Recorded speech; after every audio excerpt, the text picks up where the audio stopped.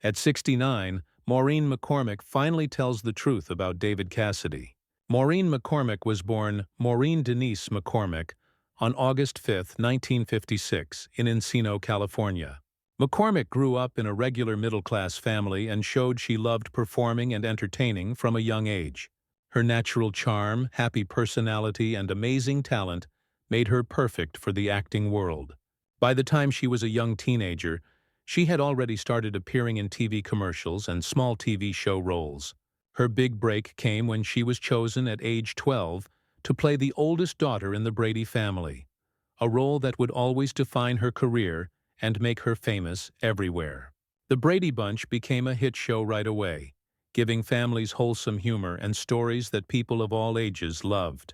As Marcia Brady, McCormick played the perfect all-American girl, beautiful, kind, popular, but also someone who had problems just like everyone else. Her acting brought warmth and charm to the character, and when she said famous lines like, "Marcia, Marcia, Marcia," it made her part of TV history forever. The show's happy nature gave comfort and joy to families during a time when America was going through lots of big changes, and McCormick's role was a big part of creating that cultural impact. Even many years later, reruns and new versions make sure that her role as Marcia continues to be discovered and loved by new kids and families.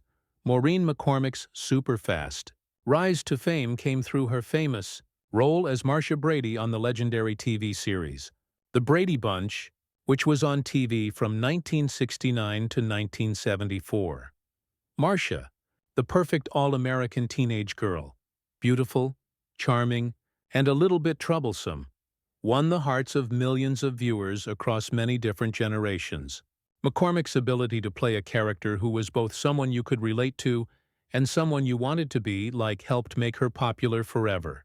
Her acting connected with audiences not just in the United States, but all around the world as The Brady Bunch became a huge cultural hit, inspiring reruns, toys and merchandise, and even stage plays. The character was so popular that it led to many spin-off shows and special projects. In 1981, this popularity became real in the miniseries The Brady Brides, which followed the adventures of Marcia and Jan as new wives, exploring how they changed from teenage life into grown-up responsibilities. That same year, the made-for-TV movie The Brady Girls Get Married made McCormick's reach even bigger, showing how much the public still loved the Brady family storylines and especially Marcia's journey. These projects showed not only how timeless the original series was, but also Maureen McCormick's main role in creating the Brady legacy. However, when the Bradys started in 1990 as a modern version of the Brady Bunch, McCormick faced a personal and work problem. By that time, she had recently had her daughter, which made her unable to play her beloved role as Marcia Brady again. This absence was noticed by both fans and the people making the show, showing the special challenges child stars often face as they grow into adults. McCormick's temporary step away from the series showed the tension between work opportunities and personal life commitments, a balancing act that many actors who became famous when they were young know well. While she could not be part of this new version of the show, her legacy as Marcia stayed perfect, and her earlier performances continued to attract new viewers through reruns and home video releases, making her status as a cultural icon solid. After The Brady Bunch ended, McCormick smartly varied her acting work, appearing in many different guest roles on popular TV programs of the 1970s and 1980s. She made memorable appearances on shows like Donnie and Marie, showing her charm and ability to play different types of characters, as well as on The Love Boat, Happy Days, Vega, Fantasy Island, and Streets of San Francisco. Each of these appearances let McCormick step outside of just being the Brady character, showing her range as a performer and her ability to adapt to different types of shows. From lighthearted comedy to serious dramatic storytelling, these roles not only kept her in the public eye, but also helped her develop the skills and professional respect needed to change from child star to a more mature actress in Hollywood's tough landscape. In addition to her television work, McCormick tried supporting roles in movies, further expanding what she could do and proving how adaptable she was as an actress. She appeared in The Idolmaker in 1980, a drama about the music industry which let her connect with audiences on a different artistic level. Her work in A Vacation in Hell in 1979 showed her ability to handle suspense and action-filled stories, while Skatetown USA in 1979 let her tap into that era's exciting youth culture and the roller skating craze, further cementing her relevance in pop culture. Later, in Return to Horror High in 1987, McCormick showed her ability to explore darker, more comedic horror material, proving that her talents were not limited to light-hearted sitcoms or teenage dramas.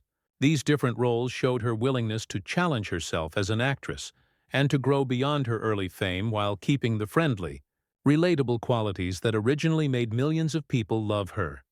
Despite her professional achievements, McCormick's journey has not always been easy. Like many child stars, she faced personal struggles after fame. She has spoken honestly about her battles with addiction, feeling insecure, and the challenges of being typecast as Marcia Brady long after the show ended. In her very honest memoir, Here's the Story, Surviving Marcia Brady and Finding My True Voice, she revealed the highs and lows of her career and personal life, giving readers an intimate look at her journey of survival, strength, and eventual healing. Her openness not only made her more human in the eyes of fans, but also inspired many who were dealing with their own struggles. In more recent years, Maureen McCormick has reintroduced herself to the public in new and uplifting ways. She participated in Dancing with the Stars, where she showed her grace, determination, and charm to a whole new audience. She also appeared in I'm a Celebrity, Get Me Out of Here, and co-hosted Frozen in Time, a home renovation show that highlighted her passion for creativity and design. Through these projects, she proved that her talent and appeal have lasted across generations. Maureen McCormick, best known for playing Marcia Brady on the beloved 1970s sitcom The Brady Bunch, went through a complicated and often painful journey in both her personal and professional life once the cameras stopped rolling. During her time on the show, she got involved in a stormy romance with her co-star Barry Williams, who played Greg Brady. Their relationship was passionate but troubled, made complicated by their young age, the pressure of fame, and the fact that their on-screen characters were siblings, which made any real-life romance even more controversial and difficult to handle. The intense feelings between them would last long after the series ended, shaping some of the choices McCormick made in her early adult years. After The Brady Bunch was canceled in 1974, McCormick faced the difficult change from child star to adult actress, a struggle many of her peers also went through. Unfortunately, she found herself falling into a dangerous lifestyle fueled by cocaine and quaaludes. These drugs, easily available in Hollywood at the time, used up her energy, messed up how she saw herself, and ultimately destroyed her once promising career. Instead of using her fame and talent, McCormick missed out on major opportunities because of her addiction, often failing to show up to auditions or arriving too messed up to perform. Along with her drug abuse, she was also fighting personal demons in the form of depression and bulimia, both of which fed into a cycle of self-destruction and further separated her from the healthy, successful life she wanted. A turning point came on March 16, 1985, when McCormick married actor Michael Cummings. Their relationship gave her a much-needed anchor of stability and love.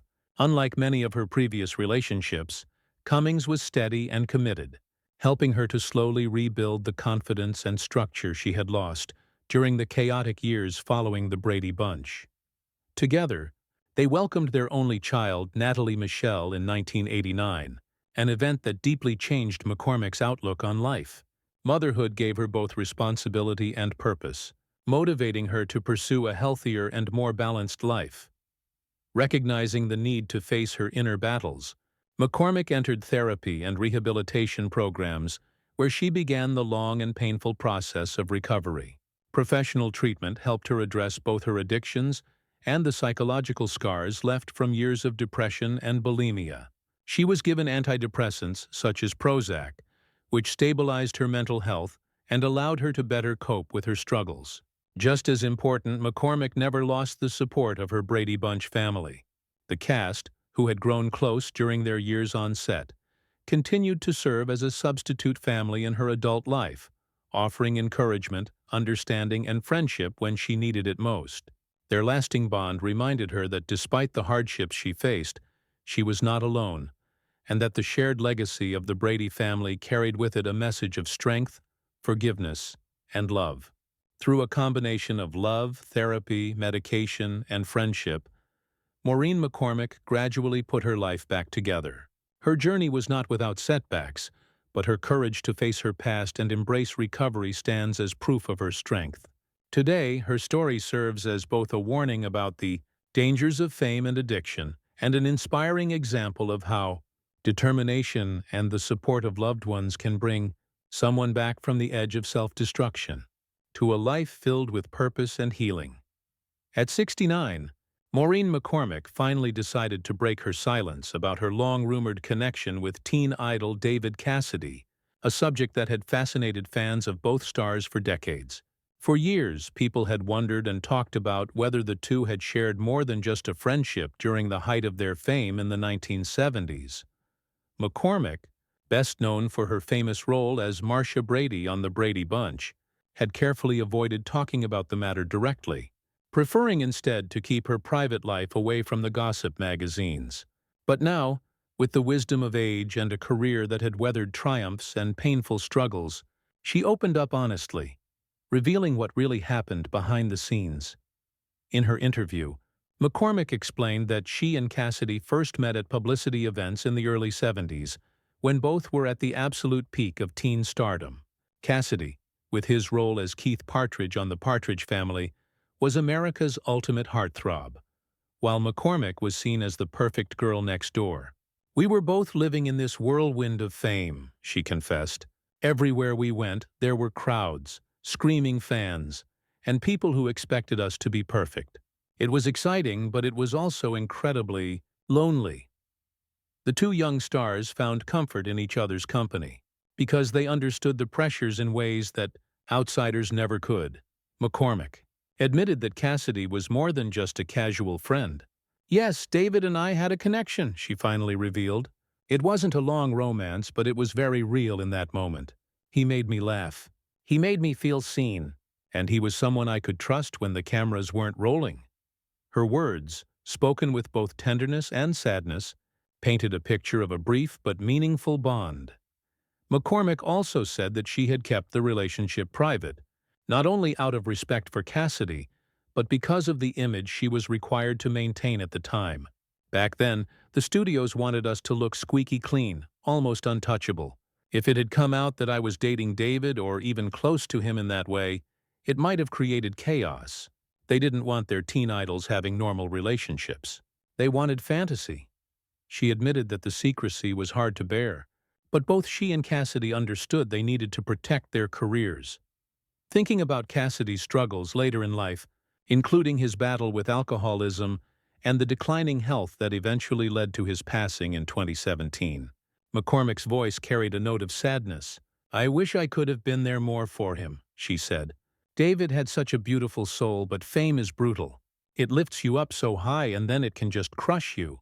I knew what that felt like because I went through my own struggles with addiction and depression. In a way, we reflected each other's pain, even though we went down different paths." McCormick's revelation was not about scandal, but rather about making human a chapter in both of their lives that had long been covered in mystery. It wasn't about tabloid romance or headlines, she insisted. It was about two kids who found each other in a crazy, dizzying world and shared a spark that was honest and kind. "I'll always remember that, and I'll always be grateful for him." At 69, her willingness to speak openly showed the maturity of someone who had come to terms with her past. McCormick emphasized that she wanted fans to see Cassidy not just as the teen idol who was on magazine covers, but as a complex, sensitive person who left a lasting mark on those around him. "David was so much more than the posters on the bedroom walls," she said. "He was funny, generous, and he carried a lot more weight on his shoulders than people ever knew." For fans, McCormick's words served both as a touching tribute and a long-awaited confirmation of rumors that had lingered for half a century. While she didn't make the relationship sound like a big scandal, She gave it the dignity and authenticity that it deserved. "The truth is simple," she concluded. "David Cassidy was special to me, and that's something I'll treasure forever."